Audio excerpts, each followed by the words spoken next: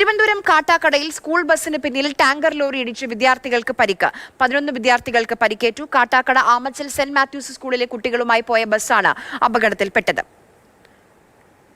AK Stephin വിവരങ്ങളുമായി നമുക്കൊപ്പം ചേരുന്നുണ്ട്. സ്റ്റെഫിൻ, എങ്ങനെയാണ് ഈ അപകടം ഉണ്ടായത്?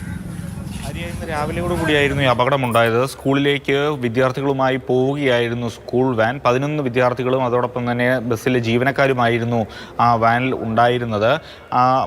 പിറക് വശം ചേർന്ന് വന്ന ടാങ്കർ ലോറി ഈ ബസ്സിൻ്റെ ഒരു ഭാഗത്തേക്ക് ഇടിക്കുകയായിരുന്നു എന്നുള്ളതാണ് മനസ്സിലാക്കാൻ കഴിയുന്നത്. ആ ബസ്സിനെ മറികടക്കാനുള്ള ശ്രമത്തിനിടയിൽ നിയന്ത്രണം തെറ്റി പെട്ടെന്ന് ബ്രേക്ക് ഇട്ട് അത് വാനിൻ്റെ പുറകുവശത്തേക്ക് ഇടിക്കുകയായിരുന്നു. ആ വിദ്യാർത്ഥികൾക്കെല്ലാം തന്നെ നേരിയ തോതിൽ പരിക്കേറ്റിട്ടുണ്ട്. തലയും ദേഹവുമൊക്കെ മുൻവശത്തെ സീറ്റിലും മറ്റുമൊക്കെ ചെന്ന് ഇടിക്കുകയായിരുന്നു. ഏതായാലും ആമച്ചൽ ആശുപത്രിയിൽ അവരെ എത്തിച്ച് പ്രാഥമികമായ ശുശ്രൂഷകളെല്ലാം തന്നെ നൽകി. അതിനുശേഷം ഇപ്പോൾ വിദഗ്ധ ചികിത്സയ്ക്ക് വേണ്ടി സ്കാനിംഗ് അടക്കമുള്ള കാര്യങ്ങൾക്ക് വേണ്ടി SIT ആശുപത്രിയിലേക്ക് മാറ്റിയിരിക്കുകയാണ്.